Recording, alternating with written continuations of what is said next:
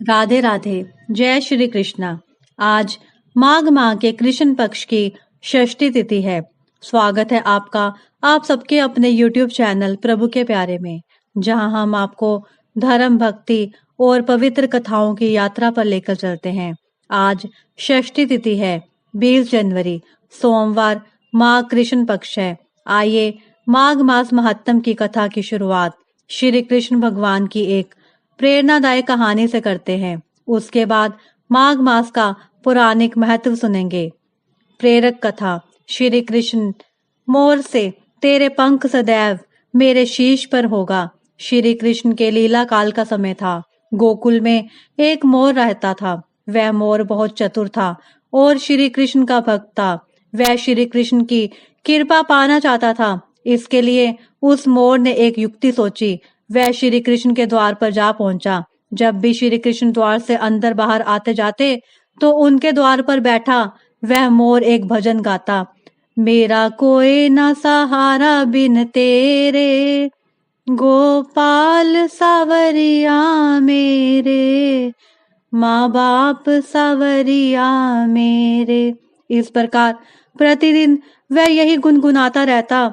एक दिन हो गया, 2 दिन हो गए, इसी तरह 1 साल व्यतीत हो गया, परंतु श्री कृष्ण जी ने उसकी एक न सुनी।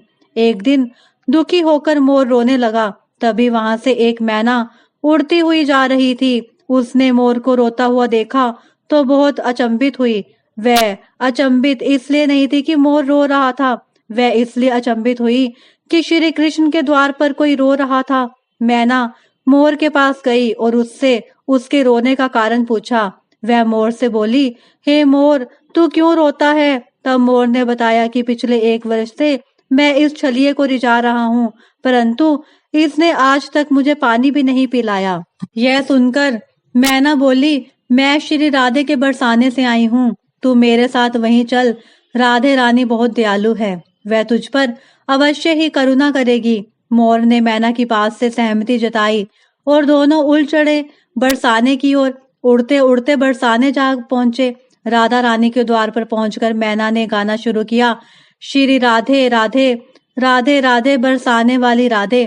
परंतु मोर तो बरसाने में आकर भी यही दोहरा रहा था, मेरा कोई ना सहारा बिन तेरे, गोपाल सवरिया मेरे, माँ बाप सवरिया मेरे। जब राधा रानी ने सुना तो वो दौड़ी चली आई और प्रेम से मोर को गले लगा लिया और मोर से पूछा कि तू कहाँ से आया है? तब मोर बोला, जय हो राधा रानी, आज तक सुना था कि तुम करुणामयी हो और आज देख भी लिया।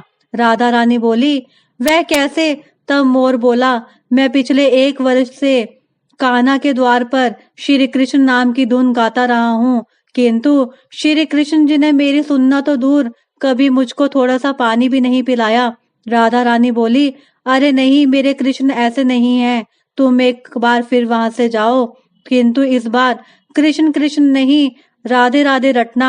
मोर ने राधा रानी की बात मान ली और लौटकर गोकुल वापस आ गया। फिर से श्री कृष्ण के द्वार पर पहुंचा और इस बार रटने लगा, जय राधे राधे, जय राधे राधे, जय राधे राधे।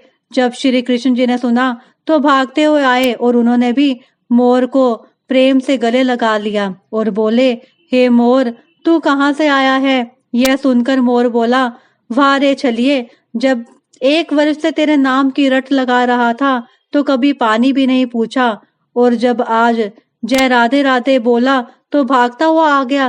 कृष्ण बोले, अरे बातों में मत उलझा, पूरी बात बता।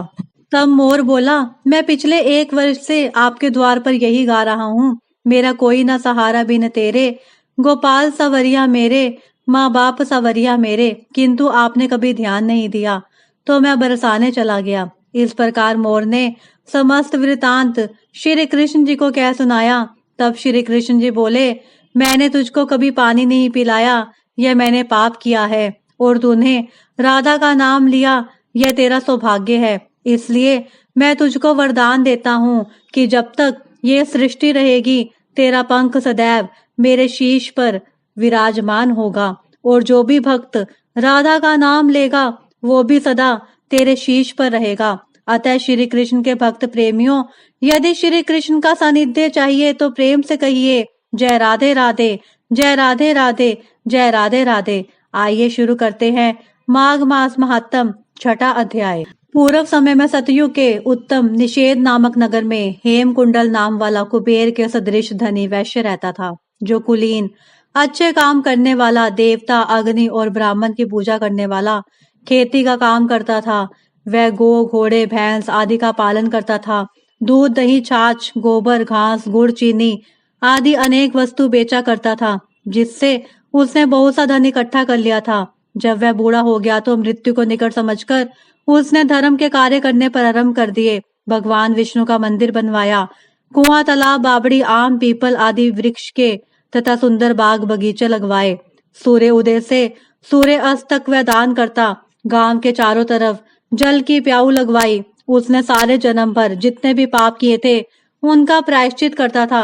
इस प्रकार उसके 2 पुत्र उत्पन्न हुए, जिनका नाम उसने कुंडल और विकुंडल रखा। जब दोनों लड़के युवावस्था के हुए तो हेमकुंडल वैश्य गृहस्थी का सब कार्य सौंपकर तपस्या के निमित्त वन में चला गया और वहां श्री विष्णु जी की आराधना में शरीर को सुखाकर अंत में विष्णु लोक को प्राप्त हुआ। उसके दोनों पुत्र लक्ष्मी के मद को प्राप्त होकर बुरे कर्मों में लग गए। वेश्यागामी वीणा और बाजे लेकर वैश्याओं के साथ गाते फिरते थे। अच्छे वस्त्र पहनकर, सुगंधित तेल आदि लगाकर, भांड और खुशामदियों से घिरे हुए हाथी की सवारी और सुंदर घरों में रहते थे। इस प्रकार ऊपर बोए बीज के सदृश वे अपने धन को बुरे कामों में नष्ट करते थे। कभी किसी सतपात्र को दान आदि नहीं करते थे, ना ही कभी हवन, देवता या ब्रह्मा जी की सेवा तथा विष्णु जी का पूजन करते थे। थोड़े दिनों में उनका सब धन नष्ट हो गया और वह दरिद्रता को प्राप्त होकर अत्यंत दुखी हो गए। भाई, जन, सेवक, उपजीवी सब इनको छोड़कर चले गए। तब इन्होंने चोरी आदि करना आरंभ कर दिया और राजा के भय से नगर को छोड़कर डाकुओं के साथ वन में रहने लगे और वहां अपने तीक्ष्ण वाहनों से वन के पक्षी, हिरन आदि पशु तथा हिंसक जीवों को मारकर खाने लगे। समय इनमें से एक पर्वत पर गया, जिसको सिंह मारकर खा गया, और दूसरा वन को गया, जो काले सर्प के डसने से मर गया। तब यमराज के दूत उन दोनों को बांधकर यम के पास लाए और कहने लगे कि महाराज, इन दोनों पापियों के लिए क्या आज्ञा है? हरे कृष्णा दोस्तों, यह था छठा अध्याय का महत्व। यदि आपको यह वीडियो अच्छी लगी हो तो हमारे चैनल को सब्सक्राइब करें और इस वीडियो को अधिक से अधिक शेयर करें। मिलते हैं इसके अगले अध्याय के साथ। हरे कृष्णा।